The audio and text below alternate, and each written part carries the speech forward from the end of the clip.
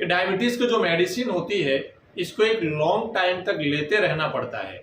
उसको long time तक लेने की वजह से बॉडी के अंदर उसके बहुत सारे साइड इफ़ेक्ट्स देखने को मिलते हैं।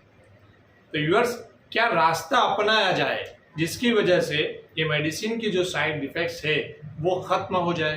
तो व्यूअर्स, इसी टॉपिक पे हम आज की इस वीडियो में बात करेंगे और जानेंगे कि किस तरीके से इस मेडिसिन का साइड इफ़ेक्ट है उसको दूर करें।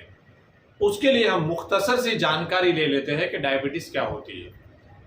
व्यूअर्स, डायबिटीज़ हमारे बॉडी के अंदर पेनक्रियास के नाम से एक ऑर्गन होता है। उस ऑर्गन के अंदर बीटा सेल्स होते हैं और वो सेल्स इंसुलिन बनाते हैं और वो इंसुलिन ब्लड के अंदर से ग्लूकोज को सेल्स तक पहुंचाते हैं। अगर इंसुलिन बंद हो जाए तो ग्लूकोज को सेल्स तक पहुंचाने वाला जो ट्रांसपोर्ट है वो बंद हो जाएगा और नतीजतन ग्लूकोज हमारे बॉडी में बढ़ जाएगा। तो रिपोर्ट में ग्लूकोज बढ़ा हुआ आता है जिसकी वजह से हमें इंसुलिन लेना पड़ता है। व्यूअर्स, डायबिटीज दो तरह की होती है, एक टाइप 1 डायबिटीज, एक type 2 diabetes. Type 1 diabetes auto immune disease में से है। ऑटो इम्यून डिसीज किसको कहते हैं? हमारी बॉडी के अंदर बैक्टीरियाज, वायरस या माइक्रो ऑर्गेनिज्म में जो भी हमारी बॉडी के अंदर आता है उसको हमारी इम्यूनिटी सिस्टम मार गिराती है और उसको बॉडी से बाहर फेंक देती है। लेकिन कभी कभार हमारी इम्यूनिटी सिस्टम इतनी कंफ्यूज हो जाती है कि हमारी बॉडी के अंदर जो हेल्थी सेल्स होते हैं इसके ऊपर अटैक करती है। तो वो अटैक कभी कभार बीटा सेल्स के ऊपर भी होता है जिसकी वजह से इंसुलिन बनना बंद हो जाता है, टोटली बंद हो जाता है। तो फिर ऐसे पेशेंट्स को इंसुलिन बाहर से देना पड़ता है, इंजेक्ट करना पड़ता है। इसको कहते हैं टाइप 1 डायबिटीज।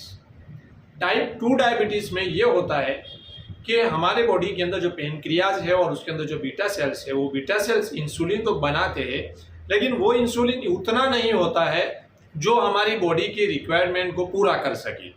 और जो इंसुलिन बना रहा है वो इंसुलिन भी ऐसा नहीं होता है कि जो बॉडी के जो सेल्स है वो उसको एक्सेप्ट कर सके।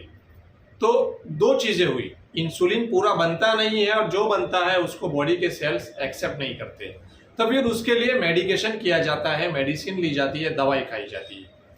और टाइप 2 डायबिटीज़ में जो मेडिसिन ली जाती है तो वो मेडिसिन को लंबे टाइम तक खाना पड़ता है जिसकी वजह से हमारी बॉडी के अंदर बहुत सारे साइड इफ़ेक्ट्स होते हैं। उस साइड इफ़ेक्ट्स को ख़त्म करने के लिए बहुत सारी नेचुरल चीज़ें हैं जो हमारी बॉडी को सेफ रखती है, तंदुरुस्त रखती है। तो उसके लिए हमें लेना है गाजर का मुरब्बा या तो आंवले का मुरब्बा।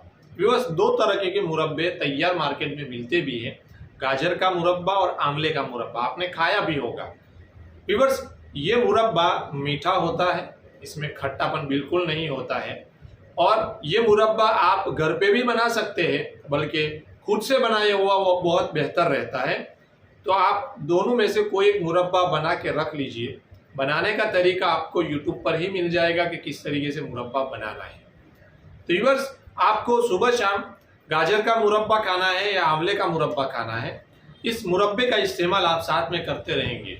जैसे किडनी पे जो इम्पेक्ट होता है और मालेकोलिया यानी डिप्रेशन की जो शिकायत होती है और भी इसके बहुत सारे ड्राइनेस से रिलेटेड प्रॉब्लम क्रिएट होते हैं बॉडी में, तो उन तमाम प्रॉब्लम को ख़त्म कर देती है। बल्कि ये मुरब्बे का इस्तेमाल करने से वो प्रॉब्लम क्रिएट ही नहीं होते हैं। तो व्यूअर्स, आपको डायबिटीज़ की मेडिसिन के साइड इफ़ेक्ट से बचना है तो ये दो मुरब्बे में से कोई एक मुरब्बा इस्तेमाल करना है। जब मैंने मुरब्बा नाम लिया तो आप सोचेंगे कि ये मर्ज तो डायबिटीज़ का है जिसके अंदर हमें मीठी चीज़ें नहीं लेनी है और फिर मीठी चीज़ें ही खाएंगे। व्यूअर्स, इसका पहला जवाब तो ये है, इसका एक बड़े पैमाने पे इसका तजुर्बा किया है जिसमें लोगों को कोई साइड इफ़ेक्ट नहीं हुआ है बल्कि साइड इफ़ेक्ट से लोग बचे हैं। दूसरा, मुरब्बे को इस तरीके से खाना है कि अंदर से गाजर निकाल के उसके ऊपर जो चाशनी वगैरह है उसको रिमूव कर देना है, उसको निकाल देना है, खाली गाजर उसके अंदर से ले लेना है और उसका इस्तेमाल करना है। तो व्यूअर्स, आप कुछ दिन करेंगे तो आपको एहसास होगा। लेकिन आपको डायबिटीज़ की जो दवाई है, मेडिसिन है, वो चालू रखनी है और उसके साथ साथ में मुरब्बे का इस्तेमाल करना है। तो व्यूअर्स, आज के लिए इतना ही बस, और फिर हम एक नए टॉपिक के साथ आपकी मुलाकात करेंगे।